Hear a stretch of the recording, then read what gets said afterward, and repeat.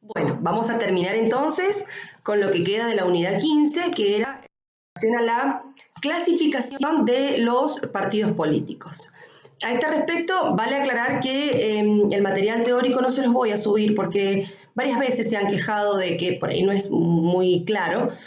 Entonces, me alcanza con que ustedes vean lo que doy en la filmina y la explicación que les voy a dar acá en la video. Porque yo quiero que en realidad entiendan el por qué, ¿no es cierto?, los clasificamos. Esta es una clasificación de Duverger, pero que, bueno, tiene muchos ejemplos de muchos partidos políticos históricos y que por ahí se pierde el interés, ¿no es cierto?, de la clasificación. Vamos a ver que la clasificación de los mismos puede ser en función del origen o en función de la estructura. Y en función de la estructura vamos a ver que los vamos a poder clasificar de diversas maneras. Primero, en función del origen es en función de dónde surgen los partidos políticos. La primera clasificación puede ser de génesis parlamentaria o de creación externa. Génesis significa origen. Entonces, por un lado tenemos los partidos que surgen de adentro del Parlamento, del Congreso, es decir, son fuerzas políticas que surgen del mismo poder legislativo, o de creación externa, partidos políticos que nacen de afuera del Congreso, esto es de la sociedad.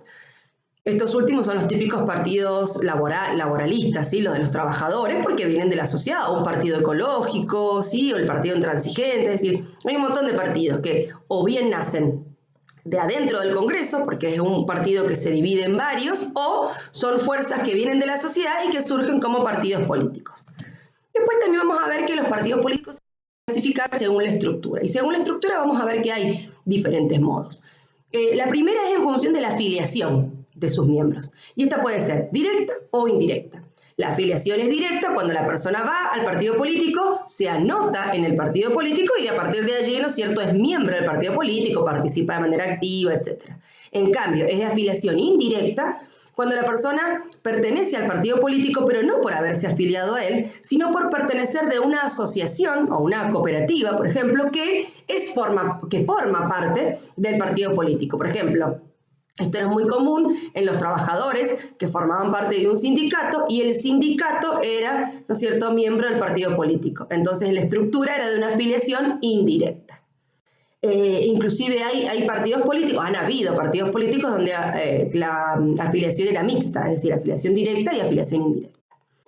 Después vamos a ver ahora en función de cómo se comportan las partes del partido político.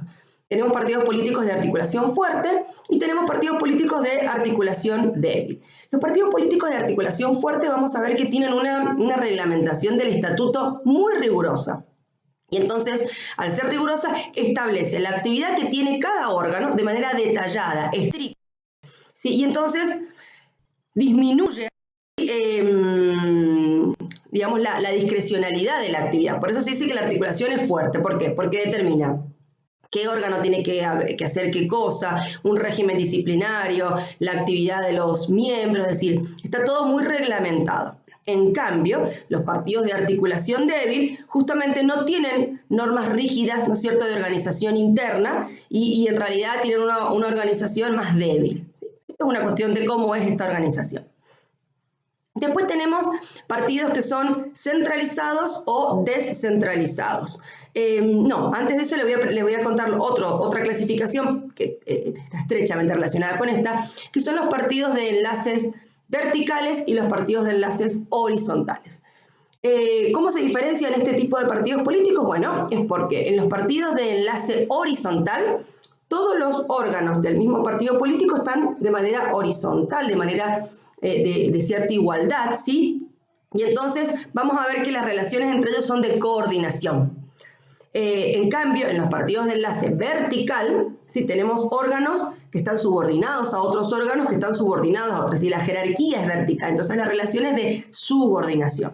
Esto, ¿cómo es en la práctica? Bueno, en la práctica es porque uno quiere hacer un trámite en un partido político, ¿no es cierto? Y entre los mismos órganos hay relaciones de horizontalidad que pueden resolver las cuestiones. En cambio, cuando uno necesita un trámite que tiene que ser visado, revisado por entes superiores, quiere decir que tenemos un partido de régimen vertical.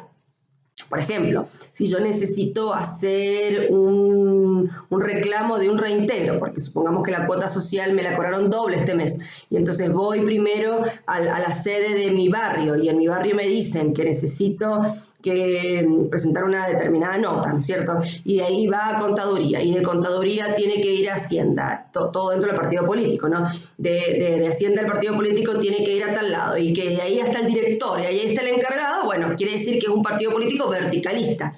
En cambio, cuando esto se puede resolver en las esferas más bajas y además con la comunicación entre los distintos órganos de manera paralela y coordinada, estamos hablando de un sistema de régimen horizontal. Esto me interesaba que lo supieran porque está estrechamente relacionada con los partidos centralizados y los descentralizados. Esto también lo podemos analizar con la centralización y descentralización política, pero ojo, porque esto es aplicable solo a los partidos políticos.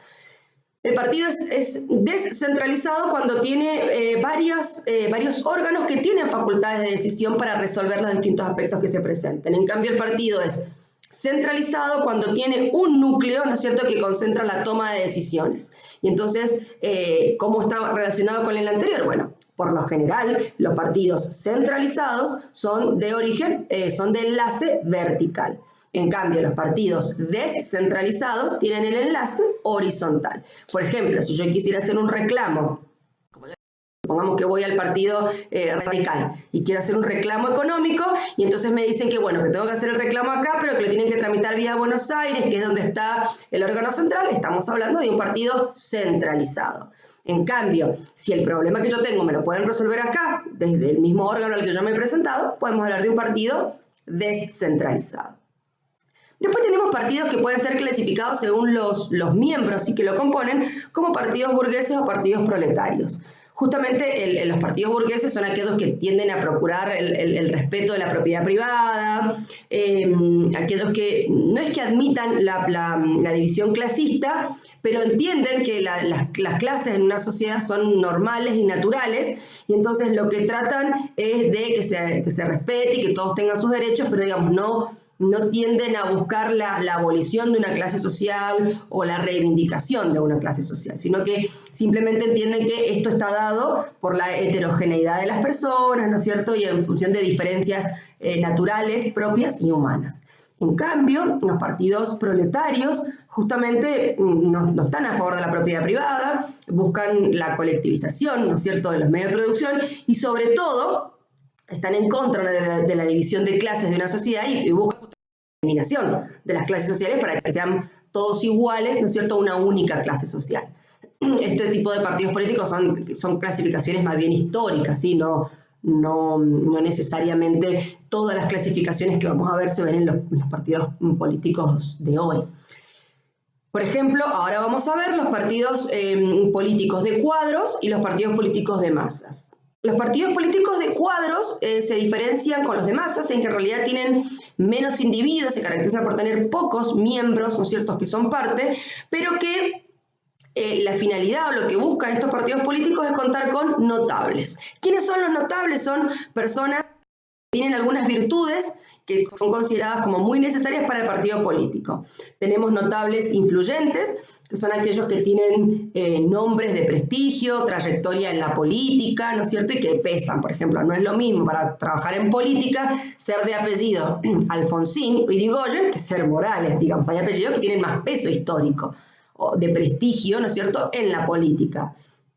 Después también requieren notables técnicos. Los notables técnicos son aquellos que tienen el conocimiento, ¿no es cierto?, de todas las ciencias y las artes que son necesarias en el desarrollo de las políticas y de las campañas electorales. Entonces, aquellos que sepan conducir campañas electorales, que manejan marketing, que manejen publicidad, que manejen comunicaciones, es decir, son notables en ese aspecto. Y después tenemos los notables financieros, que son aquellos que se dedican a financiar las campañas y a todos los gastos que tiene el partido político, porque estamos hablando de un partido que tiene poca gente, pocos miembros. Notables influyentes, técnicos y financieros. Lo que pretenden estos partidos políticos o aquello en lo que se basan estos partidos políticos es en el prestigio de las personas, en la habilidad y en la posición económica, diciendo que o sobreponiendo la calidad al número de las personas que intervienen.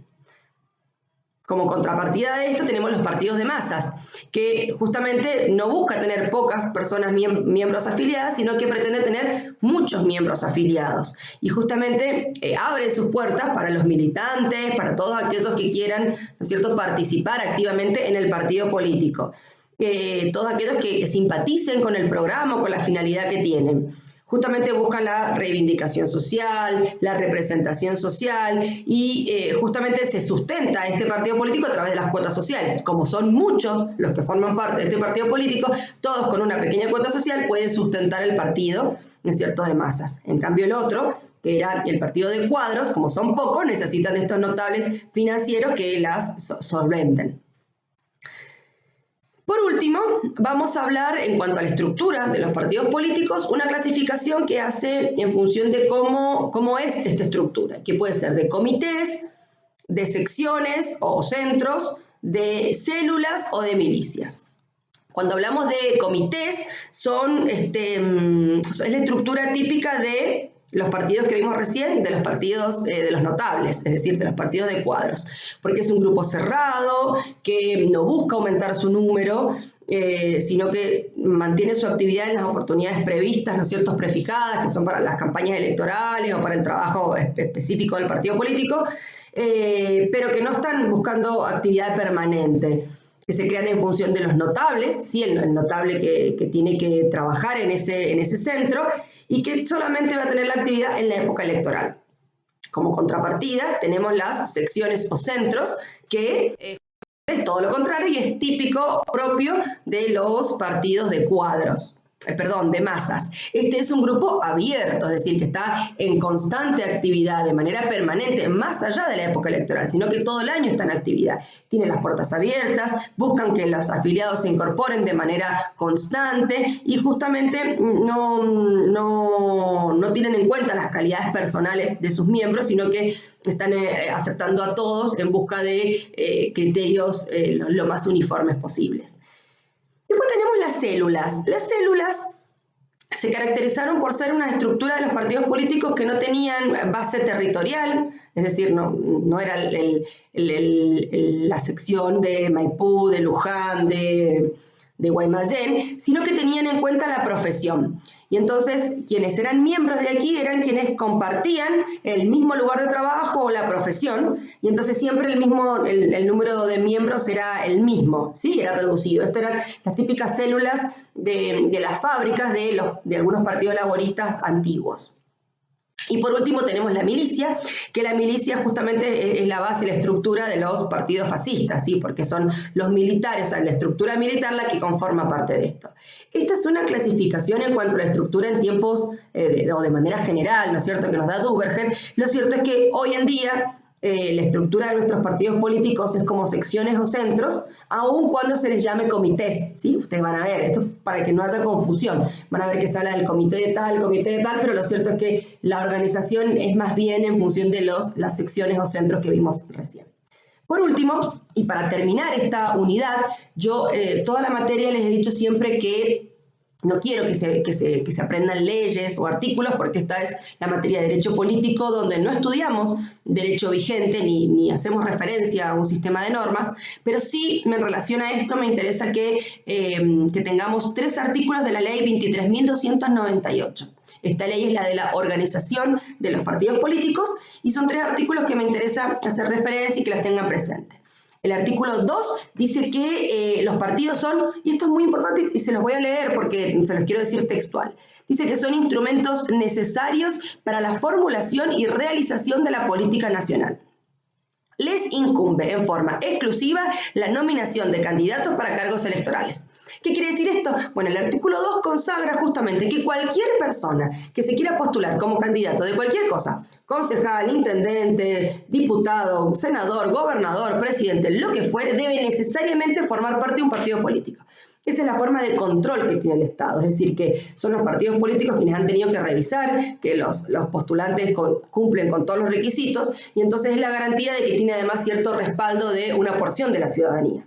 Entonces, sí o sí una persona para ser candidato debe ser postulada por el partido político. Si una persona se quiere postular y no pertenece a ningún partido político, tiene 2 opciones: o convencer al partido político para ingresar y que lo postulen, o crear un partido político propio. ¿sí? No hay otra forma de ser candidato. El artículo 21 de esta ley habla de que la Carta Orgánica constituye la ley fundamental del partido político.